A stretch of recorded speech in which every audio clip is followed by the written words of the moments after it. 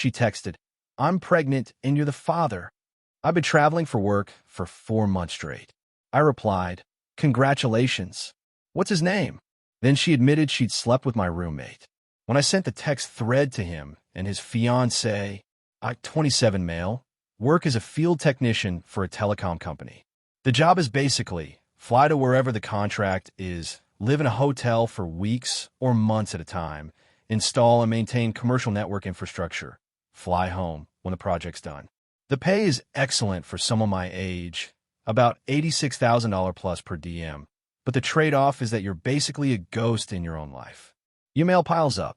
Your fridge grows science experiments. Your relationships run on FaceTime and good faith. I've been dating my girlfriend for about a year and a half. We met at a friend's cookout, hit it off, started hanging out, and things just kind of progressed naturally. She was fun, laughed at everything, had this energy where she could talk to anyone at a party and make them feel like they were the most interesting person in the room. I fell for it hard. In hindsight, I now understand that someone who can make everyone feel special might not be making anyone feel special. But that's a lesson you learn the expensive way. My living situation, I rent a 3-bedroom house with my roommate. We've been splitting rent for about 2 years. He moved in when my previous roommate relocated for work. He seemed solid, quiet, kept to himself, worked as an IT project manager from home. We weren't best friends or anything. More like functional cohabitants who occasionally watched football together and split the cost of a lawn service. He had a fiancée. They'd been together for 3 years and were planning a wedding for the following spring. She was over at the house a lot. Nice woman. Organized. The type who had a color-coded binder for the wedding planning. I liked her. So 4 months ago, I got assigned to a massive project. Huge commercial build-out, the kind of job that's career-defining if you do it right. I'd be gone for 16 weeks minimum. My girlfriend wasn't thrilled. We'd had the "I don't like how much you travel" conversation about 6 times already. I told her this was a big opportunity and that I'd be back before she knew it. She said she understood. She did not understand. For the first month, things were normal. Nightly FaceTime calls, good morning texts, the usual. Month 2, the calls got shorter. She was tired a lot. Busy. I didn't think much of it. I was pulling 12-hour days myself, and sometimes I was the one to wipe to talk. Month 3, she started getting weird about my return date, asking if the project could be extended, saying things like "don't rush home" on my account, which I thought was her being supportive, but was actually, as I now know, her being very literal. Then the text came. Tuesday morning, 7:14 a.m. I'm eating a gas station breakfast burrito in a hotel parking lot because glamorous life, right? My phone buzzes. Her, "We need to talk. I'm pregnant. It's yours." I stare at that text for a solid minute. Then I did the math. I'd been gone for 14 weeks at that point. She was telling me she was pregnant with my baby. For that to be true, she'd have to be at least 14 weeks along, which would mean she would have known for weeks and said nothing. Or she got pregnant right before I left, which would put her at nearly 4 months, and she definitely would have been showing and would have known long before now. Or, and this is the option that made my breakfast burrito taste like cardboard, she didn't get pregnant by me at all and was hoping I was bad at math. I'm not bad at math. I sat in that parking lot for about 10 minutes just breathing. Then I typed the response that apparently makes me a Reddit legend. Though at the time, I was just being a smart aleck, because it was either that or throw up. Me. Congratulations. What's his name? 3 dots appeared. Disappeared. Appeared again. This went on for a full 2 minutes. Her, what do you mean? Me. The father. What's his name? Because I've been 1,200 miles away for 14 weeks, and I'm not the Virgin Mary's husband. Nothing for an hour. Then my phone rang. She was crying. Full hyperventilation mode. Between sobs, the truth came out in pieces like she was pulling shrapnel from a wound she gave herself. She'd been sleeping with my roommate. It started about 6 weeks after I left. She said she was lonely, and he was there, and it just happened. The classic script. It just happened. Like gravity pulled them into bed against their will. She said it was only a few times. It was not only a few times, but I'll get to that. I asked her one question. Does his fiancée know? No. And you can't tell her. That would ruin everything. Everything is already ruined. I mean for her. She doesn't deserve to be hurt like that. But I do. She didn't have an answer. I hung up, turned my phone off, went to work, installed a fiber trunk line in a commercial office building, ate lunch alone, turned my phone back on at 6 p.m. 22 missed calls, 9 from her, 6 from my roommate, 7 from numbers I didn't recognize. About 30 texts. I didn't read any of them. Instead, I did something very calm and very deliberate. I screenshot the entire text conversation, her pregnancy announcement, my response, her admission, all of it. Every message, time-stamped and unedited. Then I opened a new message to my roommate's fiancée. I typed, "Hey, I'm really sorry to be the one to tell you this. I think you need to see this conversation. I just found out today, and I thought you deserved to know before anyone had time to spin a story." I attached every screenshot and hit send. Then I ordered room service, watched 3 episodes of a show I don't remember, and went to sleep. More in the update. Trust me, it gets wild. Update 1, 6 days later. All right, I owe y'all an update because this has gone from bad to absolutely unhinged. First, the immediate aftermath of me sending those screenshots to my roommate's fiancée. She read them at 11:43 p.m. I know, because iMessage showed read, and then my phone started lighting up. But she didn't text me. She called him. I know this because my roommate sent me a text at 11:58 p.m. that said, "What did you do?" Not "I'm sorry." Not "I can explain." Not "I messed up." His first instinct, after sleeping with my girlfriend in my house while I was working to pay for that house, was to ask me what I did. Like I was the one who caused the problem by telling the truth. I replied, "I forwarded some texts. Seems like you got a phone call to take." He didn't respond after that. The next morning, I called my buddy from college, the one friend I have who's actually good in a crisis. He's an accountant, which means he thinks in spreadsheets and timelines. And right now, that's exactly what I needed. I told him everything. His response, "Okay, first things first, when's your lease up?" This is where it gets complicated. My lease doesn't end for another 5 months. Both my name and my roommate's name are on it. I can't just bail without either breaking the lease, which would cost me 2 months' rent as a penalty, about $2,400, or finding someone to take over my half. And I'm not paying $2,400 because someone else couldn't keep it in their pants in my house. My buddy said, "Don't make any financial decisions until you're home. Just document everything and keep your cool." Solid advice. I followed it. Mostly. Over the next 3 days, here's what happened. My ex-girlfriend went full damage control. She started calling my friends, people she'd met through me, and telling them her version of events. In her version, I was emotionally unavailable and chose work over the relationship and basically abandoned her. She told people she was pregnant and scared and that I was punishing her instead of stepping up. She conveniently left out the part where the baby isn't mine and she slept with my roommate. She also started texting me nonstop. Not apologies, demands. She wanted me to be mature about this. She wanted me to not involve other people in our private business. She actually sent me a text that said, "You had no right to tell his fiancée. That wasn't your secret to tell." I screenshot that one too, because the audacity was genuinely breathtaking. Then she tried a new angle. She texted me, "I'm keeping the baby. And if you don't help me, I'm telling people you abandoned your pregnant girlfriend." Me, "It's not my baby. You told me that yourself." In writing, which I saved. Her, "Nobody knows that." Me, "His fiancée does." Her, "You're such a terrible person." I didn't respond after that. Just save the screenshots. Now, my roommate. This is where entitlement reaches a level I didn't think was possible in a real human being. My roommate's fiancée confronted him that night, and he apparently confessed to a one-time mistake. One time? Sure, buddy. She didn't buy it either. She went through his phone and found messages between him and my girlfriend going back 10 weeks. Not a few times. 10 weeks of messages. Plans to meet up. Conversations about how they felt guilty but alive. Texts about timing their meetups around his fiancée's work schedule. One message from my girlfriend said, "He won't be back until March. We have plenty of time." That one really sat with me. His fiancée found all of it, and she called me. Not to yell, to confirm the timeline. She was calm in the way that people are calm when they're in shock. She asked me when I left for the job, how long I'd been gone, whether I'd had any suspicion. I answered everything honestly. She thanked me.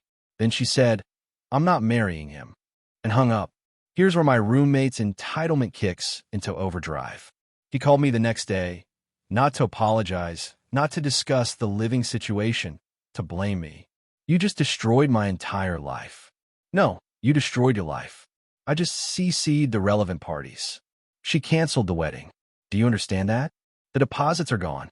The venue, the caterer, the photographer, that's over $12,000. And her parents are demanding I pay them back. Sounds like a you problem. We could have handled this like adults. You didn't have to involve her. You didn't have to sleep with my girlfriend in my house. It wasn't planned. It just happened. 10 weeks of scheduling around your fiancé's work shifts is planning. That's project management. You literally managed this like a work project. He hung up, but he wasn't done. Oh no. See, my roommate had a very specific problem now. His fiancée was done. She told her parents. Her parents called his parents. His mom called him, and he apparently broke down and told her some sanitized version of events where he was seduced and made a mistake. His mom then called me and asked me to show some compassion because her son was going through a hard time. I said, "Ma'am, your son slept with my girlfriend in my home for 10 weeks while I was working. I'm going through a hard time too." She said, "Well, maybe if you'd been home more, this wouldn't have happened." I said, "Have a good evening," and hung up. Because what do you even say to that? Apparently his infidelity is my fault because I had a job. Cool. Love that logic. Now the financial stuff. My roommate, who is now facing $12,000 plus in lost wedding deposits that his ex-fiancé's family wants repaid, decided that he shouldn't have to pay his half of rent anymore because, and I am quoting a text message here, "The living situation is hostile and you created that hostility." He wanted me to cover full rent or let him off the lease early with no penalty. I forwarded that text to my landlord with a note explaining the situation, without personal details, just "My roommate wants to stop paying rent. I want you to be aware." My landlord responded within an hour. "Both names are on a lease. Both parties are responsible. If he stops paying, I'll pursue both of you and it'll affect both your credit." I told my roommate. He said, "Then I'll just stop paying and let the landlord deal with it." I said, "That'll wreck your credit too. And you're the one who just lost a fiancé and 12 grand. You really want to add eviction to the list." He paid rent, begrudgingly, but he paid. I'll give more details in the final update. I'm heading home in 2 weeks, and that's when the real confrontation happens. Update 2, 16 days later. I'm home. I'm home. I've been back for 4 days. This is the final update because I'm done with this chapter of my life after this post.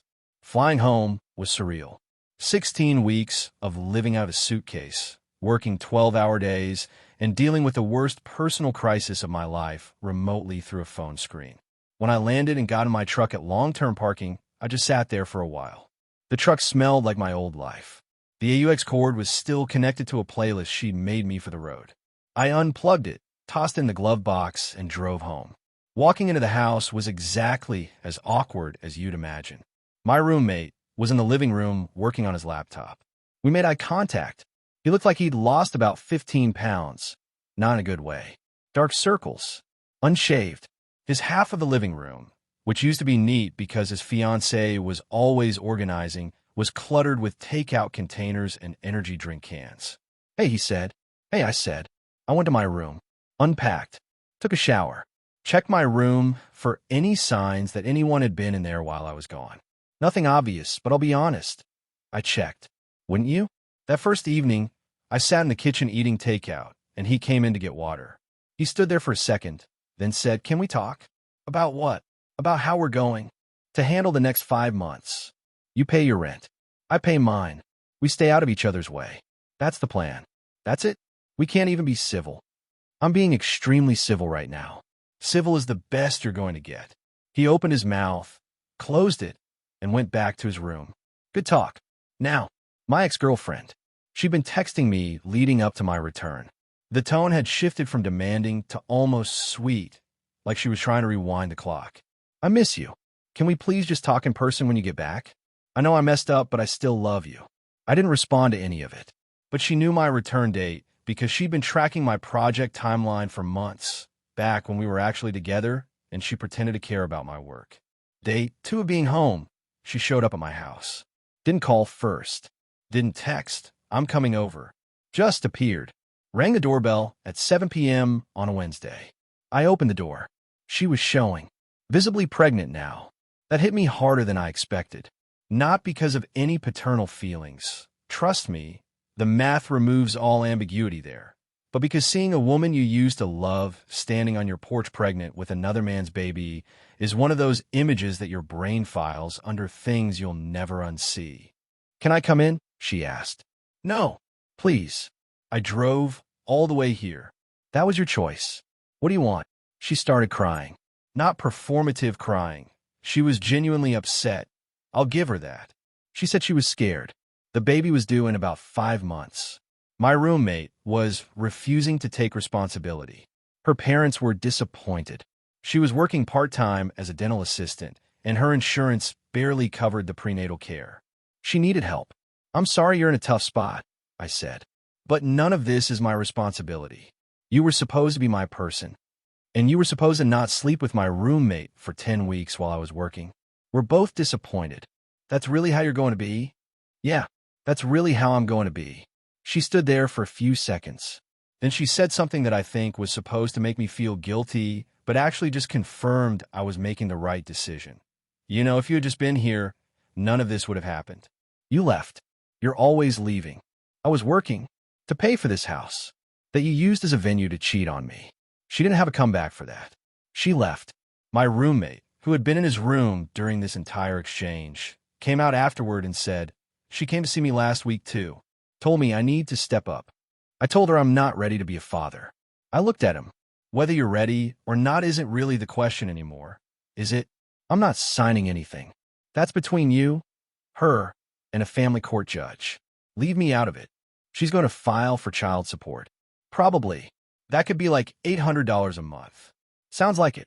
He went back to his room. I made myself a sandwich. Now here's the part that I think y'all have been waiting for. The actual fallout. Not the dramatic confrontations, but the real, grinding, unglamorous consequences.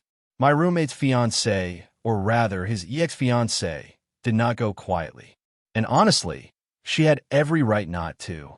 Her family had put down deposits totaling about $12,800 for a wedding that was now canceled. Venue, $5,500. Caterer, $3,200. Photographer, $1,800. Florist, $1,100. DJ, $1,200. Her parents asked him to repay it. He said he couldn't afford it right now. So her dad, who is apparently a retired contractor with a lot of time and a very good understanding of small claims court, filed a claim against him for the deposits. My roommate laughed it off at first. Small claims court? That's for Judge Judy. He didn't hire a lawyer because he didn't think he needed one. He needed one. The ex-fiancé's father showed up to court with receipts, contracts, canceled checks, and a notarized statement from his daughter detailing the timeline of events, including the infidelity. My roommate showed up with nothing. He tried to argue that the deposits were shared relationship expenses and not his sole responsibility. The judge asked him one question. "Were you the one whose actions caused the cancellation of the event these deposits were for?" He said, "It's complicated." The judge said, "It's really not." He got a judgment against him for $9,400. Not the full $12,800 because the judge determined some deposits were made solely by her family for items that were their choice to upgrade.